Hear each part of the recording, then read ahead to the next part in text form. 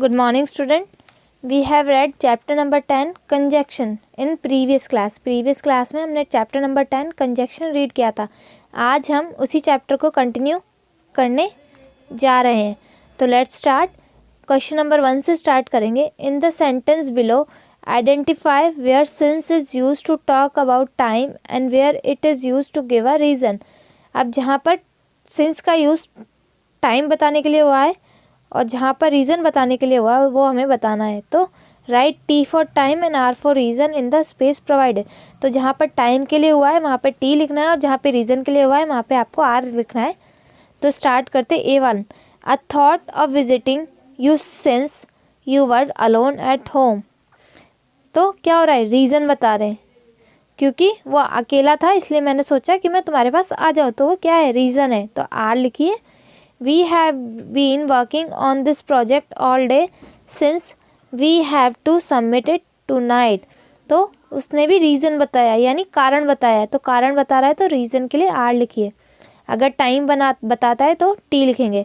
I have not met my relatives since I left the city.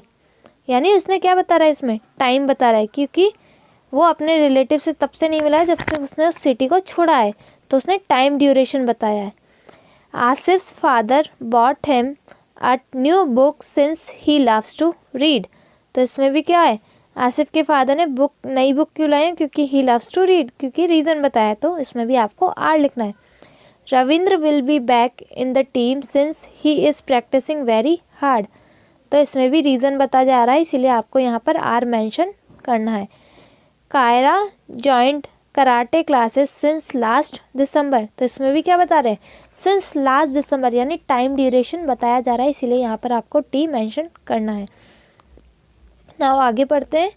Now look at the third sentence from the set of example at the beginning. अब third sentence की तरफ चलते हैं. I could not do my homework as I was very tired. The conjunction as in these sentences join two parts of a sentence and shows the reason for not doing homework. अब इसमें as का use क्यों किया गया है, ताकि दो sentence को ज्वाइन किया गया और उसमें बताया गया कि उसका रीज़न बताया गया है कि उसने होमवर्क क्यों नहीं करा. क्वेश्चन है why did I not do my homework. तो क्या हो गया, आंसर है as I was very tired.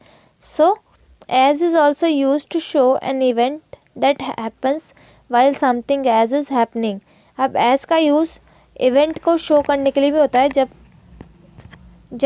क्या होता है कि जब कुछ और हो रहा होता है उसके लिए भी हम एस का यूज़ करते हैं. In other words as joins two events occurring at the same time. यानी एस जो है वो टू इवेंट्स को यानी दो घटनाओं को एक साथ जोड़ता है जब वो एक ही समय पर हो रही होती है. Example, the teacher walked into the class as we were planning to go out. अब टीचर जैसे ही क्लास में आती है तो हम लोग क्या सोच रहे थे कि हम क्लास से बाहर चले जाएं. तो वो दोनों एग्जैक्टली सेम टाइम पे ही हुआ है. I was playing in the garden as I heard a clap of thunder. तो ये भी एग्जैक्टली सेम टाइम पे हो रहा है इसीलिए इसमें हमने एज का यूज़ किया है. As is a conjunction that joins two parts of a sentence by showing the reason of the action or idea mentioned in one part of the sentence. अब as ऐसा कंजक्शन है जो two part of sentence को showing reason जो उसके action या idea को mention करते हुए मतलब एक पार्ट में उसके आइडिया या एक्शन को मेंशन किया जाता है एक पार्ट में. as is also used when two actions happen at the same time. और as का यूज़ तब भी किया जाता है जब दो काम एक ही समय पर एक ही टाइम पर हो रहे होते. Example, as I was not feeling well I came back home early.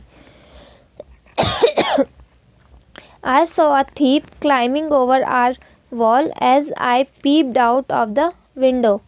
The plants did not grow well as nobody took care of them.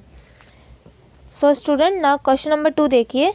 In the sentences below identified the different uses of the conjunction as. Write R if it used to give a reason and A if it used to show action. अगर reason देने के लिए बताया जा रहा है तो are लिखेंगे और एक्शन के लिए बता रहे हैं तो आपको ए मेंशन करना है. यानी एक्शन किस टाइम पे होगा, सेम टाइम पे जब कोई एक्शन हो रहा होगा तो उसके लिए हम ए मेंशन करेंगे। ए वाला देखिए, I was not selected for the school choir as I had a bad throat. तो क्या आएगा, ये रीज़न बता रहा है तो आर मेंशन करना है। I asked Jeetu to come home as we had to complete the project. तो ये इसमें भी रीज़न बताया जा रहा है तो आपको आर मेंशन करना है। She tried to hide my chocolate as I looked away. तो इसमें एक्शन सेम टाइम पे हो रहे हैं इसीलिए यहाँ पर ए मेंशन करेंगे। Ratul could not open the batting for the team today as he was injured. तो इसमें रीज़न बता रहे हैं तो आपको आर मेंशन करना है। I saw my neighbour driving his new car as I walked out of the house.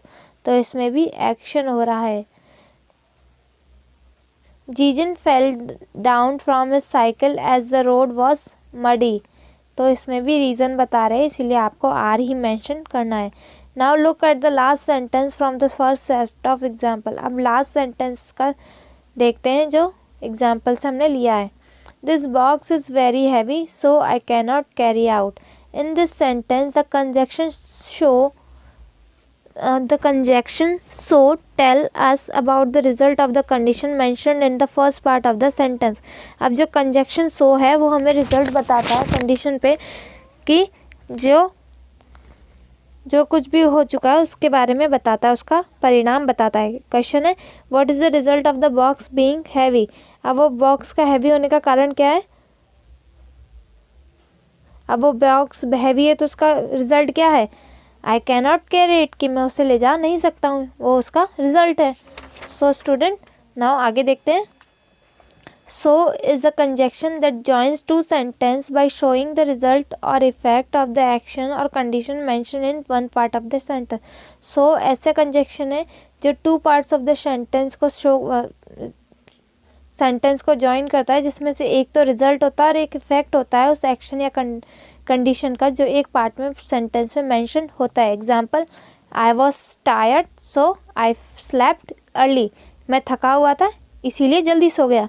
इसीलिए यानी सो, तो इसीलिए यानी सो, इसीलिए को हम सो बोलते हैं। It was raining so we stayed home. बारिश हो रही थी इसीलिए हम घर पे रह गए।